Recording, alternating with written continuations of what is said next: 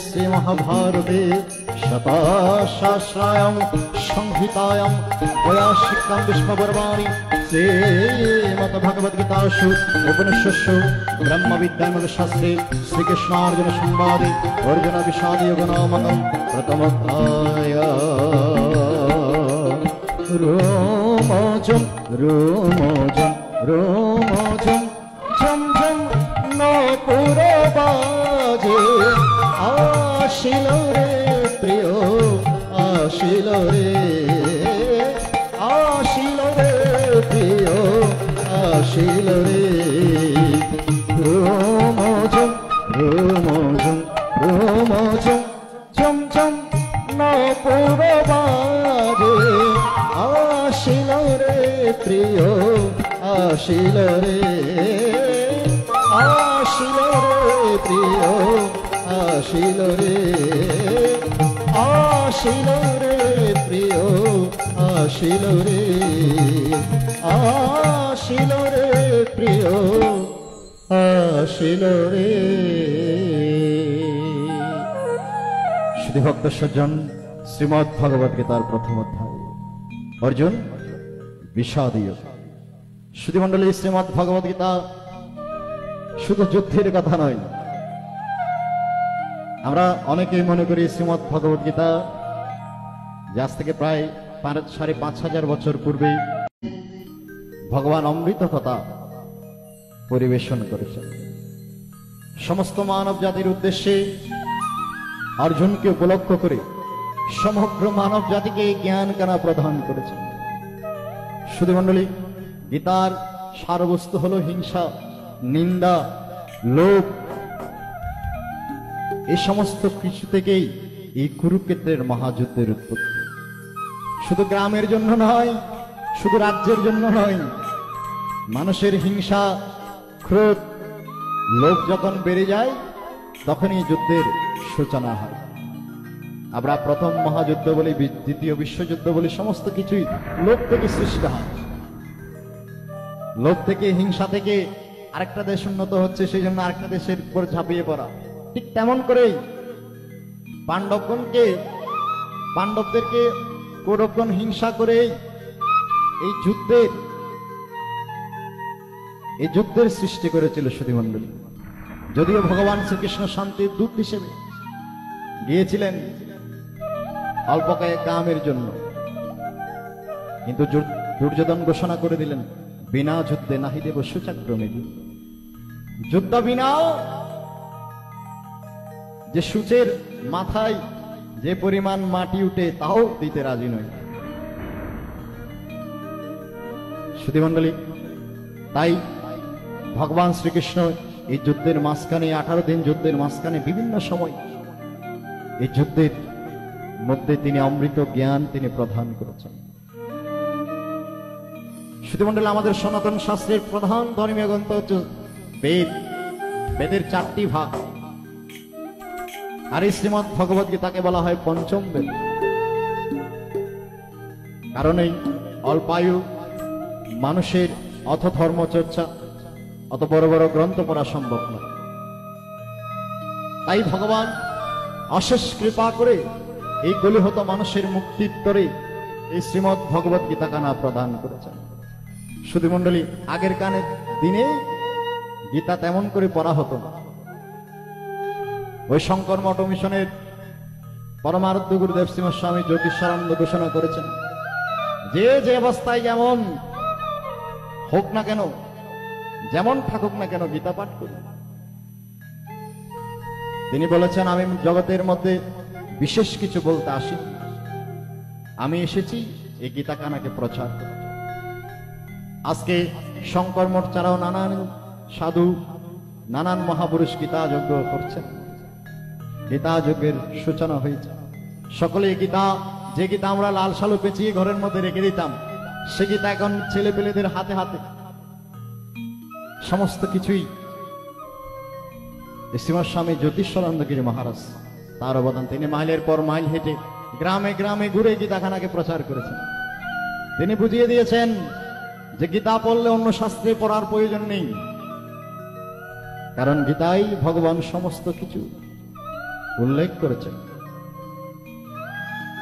তাই গীতা ভগ গীতা ধর রে মানো,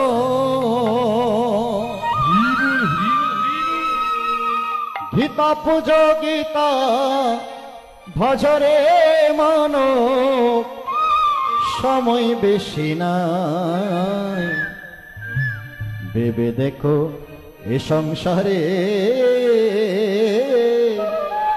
কেউ তো কারণ।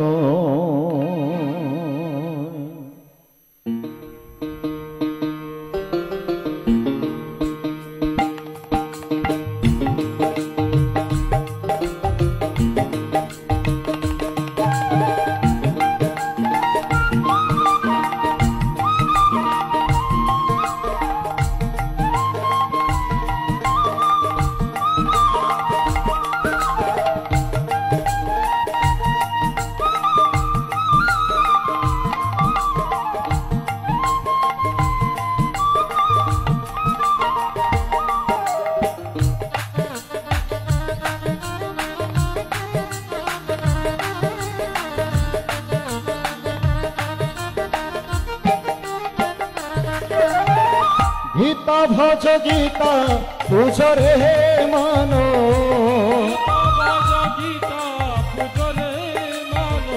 গীতা ভজ গীতা পুজরে মানো, সময় বেশি না ভেবে দেখো এ সংসারে কেউ তো কারণ রে, ভেবে দেখো এই সংসারে কেউ তো কারণ।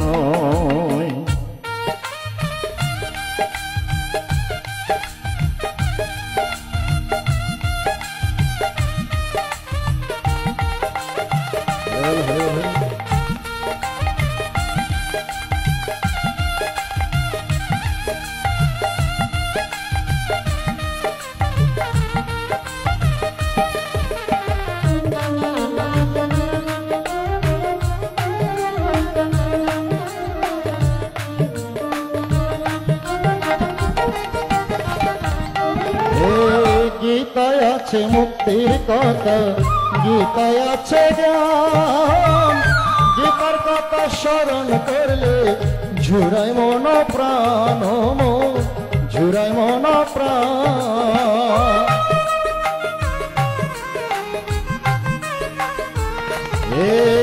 গীতায় আছে মুক্তির কথা, গীতায় আছে জ্ঞান, গীতার কথা স্মরণ করলে ঝুরাই মন প্রাণ, ঝুরাই মন প্রাণ। গীতা সময় কাটায় কেউ না রে মানো,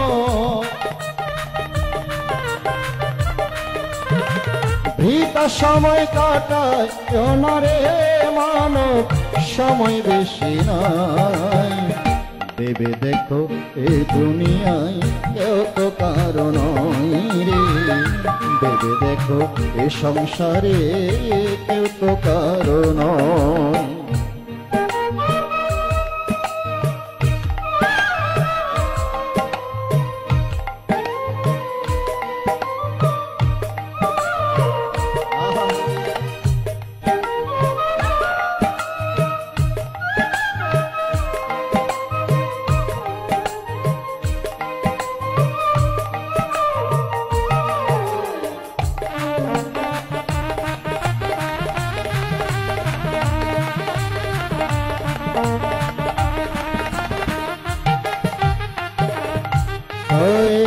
কথা দিয়ে এসেছি গো এ ভব সংসারে, মিছে মায়ায় রত হয়ে সবই ভুলে গেলে অমন, সবই ভুলে গেলে।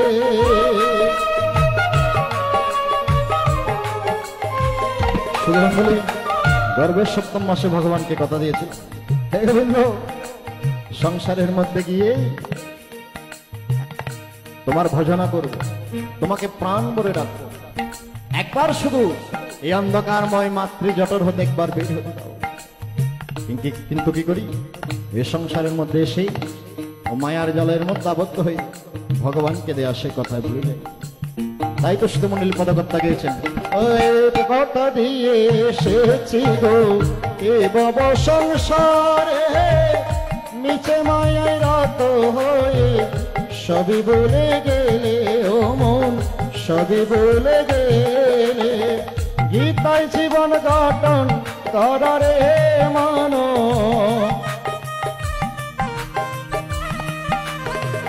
গীতায় জীবন গঠন করারে মানুষ, সময় বেশি নাই।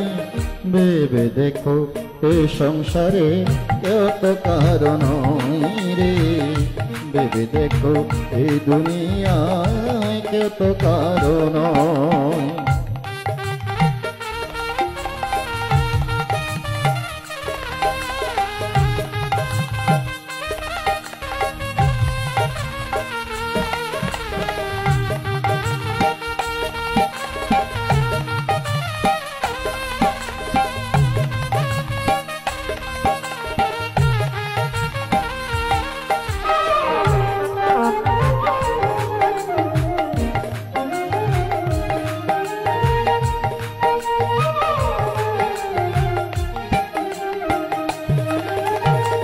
প্রদর্শনের মিনতি গীতার বাণী ধর, গীতা শুনে গীতা পড়ে জীবন সফল করো অমন, জীবন সার্থক করো।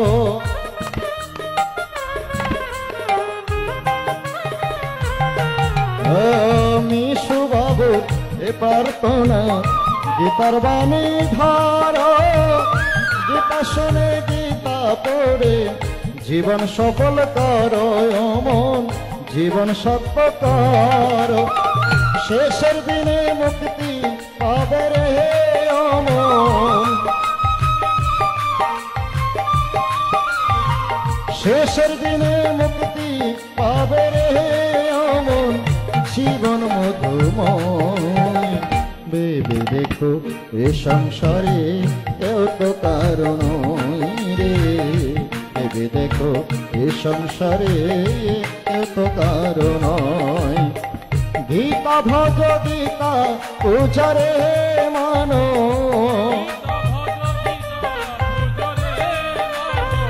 গীতা ভজ গীতা পূজারে মানো, সময় বেশি নাই।